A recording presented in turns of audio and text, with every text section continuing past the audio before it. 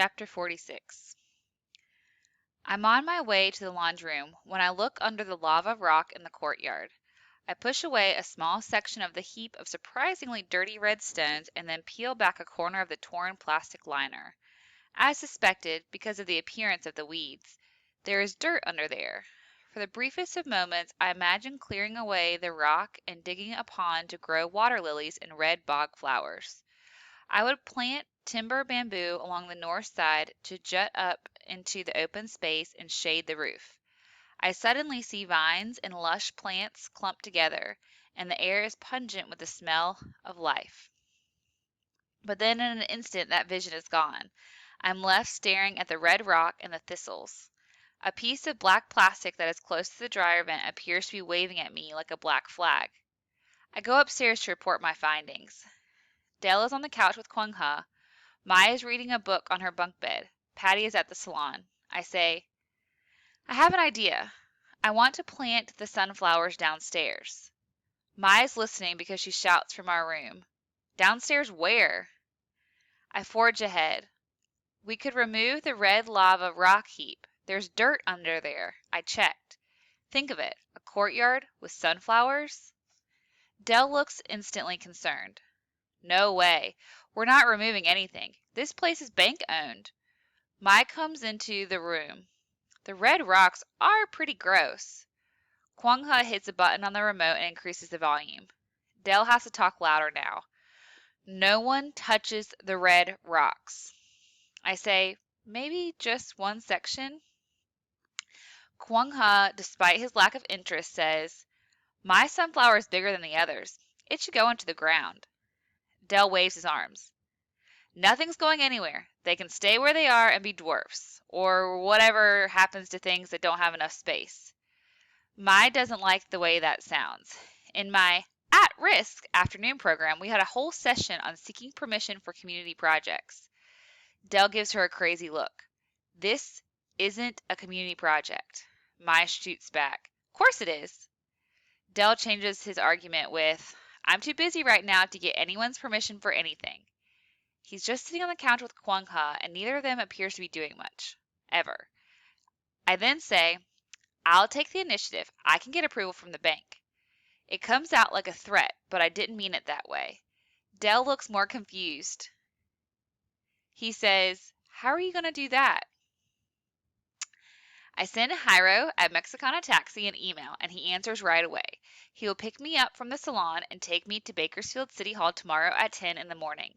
His message says he has news. He's been waiting to hear from me. In the morning, once we are at work, I wait by the front door of the salon for Jairo. I'm usually in the back, so just being up here makes the day feel different. Patty says, I'm happy that you have a project. I nod. She's always trying to get me to go back to school without making it seem like she wants me out of here. There's a fine line between encouraging someone and telling them to get lost. I understand that. I don't say that the idea of leaving the salon of someplace new makes me lightheaded. I'm not good with change right now. I can't even make a variation in my mile running course. Mai suggested that we jog the opposite way yesterday. That feels like the most radical idea in the world. I can't risk heading in what feels like the wrong direction. Jairo gets out of the taxi and comes inside so that Patty can meet him. She doesn't like me going off in a car with a strange man. I explain that at this point the taxi driver and I aren't strangers, but I understand her concern. I can see that Jairo is wearing a Bakersfield College t-shirt. I'm very happy about this. I didn't know that Patty spoke Spanish, but right away they start talking in that language. I speak Spanish, so I understand as she says what translates to, this little girl has been through a lot. Jairo tells her, this little girl changed my life. Patty nods, but he doesn't say more. She then gives Jairo her cell phone number and says to call if there are any problems. This strikes me as strange because I'm thinking that I should be the one calling to report the problems, not him. But I'm looking out the window and trying to let them have their moment, or whatever it is they are doing. I realize that Jairo is the first person I've seen talk to Patty who she hasn't tried to order around. Interesting. In the car driving to City Hall, Jairo asks, did you see my picture in the news? I've not paid attention in the last few months to news of any kind. No, I'm sorry. Is everything okay? Hiro is very excited now, almost jumpy. I hope he's watching the traffic and the rules of the road. He says, I won $20,000. I'm going to use it to go to college. I gasp. This is news. He talks nonstop for the rest of the way about my being his angel, and I have to say that by the time I step out of the taxi at City Hall, I'm feeling pretty good about his life. Hiro says he will wait outside, and I explain that this could be a long process. I promise to call him, and he finally gives in. I don't want to tell him that I'm not his angel. I'm not anyone's angel. But I do say that I think he will make a fine medical technician. It's an expanding field. Hiro wants to call Patty and let her know that I've arrived safely. I don't think that is necessary, but I say, yes, I'm sure she expects you to call. I didn't realize that this statement would make him smile, but it does. The City Hall looks interesting from the outside. As a rule, I find public architecture stimulating. I go inside to the front desk and wait for until the woman there is off the phone. She finally hangs up and I begin my quest. I'd like to review the documents on file for building projects that come before the City Council. My request seems simple, but the woman behind the counter obviously doesn't think so. She says, "Excuse me?" I repeat, "I'd like to review the documents on file for building projects that come before the City Council." The woman still looks confused. She says, "How old are you?" 12? I can see that I'm about to be the victim of age discrimination. This woman seems to love repetition.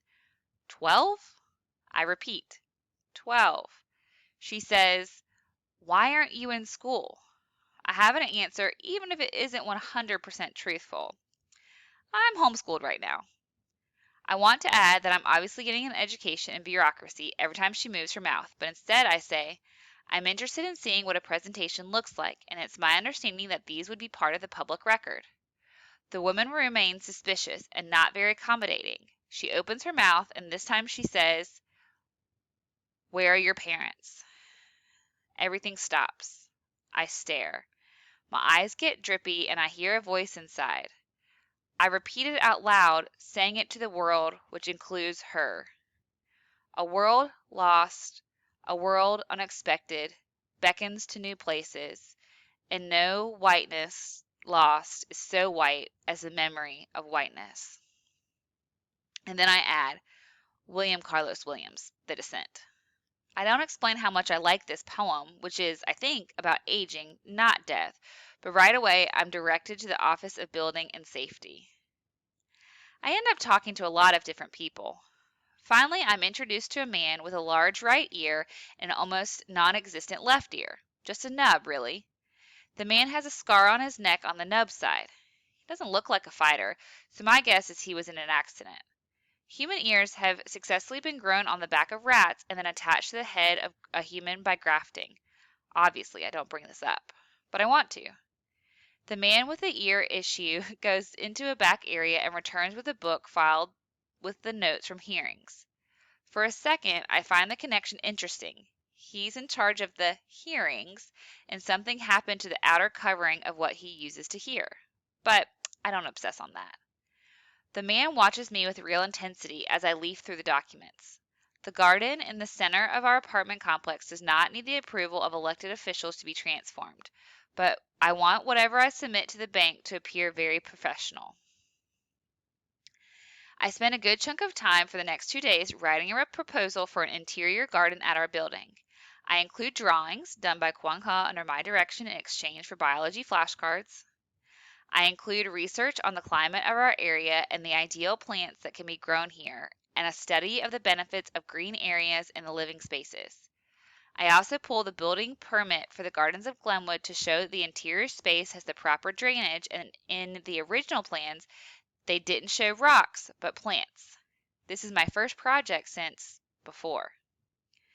After 2 days, I have a full ring notebook to submit to the bank board. I believe that I may have provided too much information. That can be as big a mistake as too little knowledge. But I can't stop myself from amassing more and more material.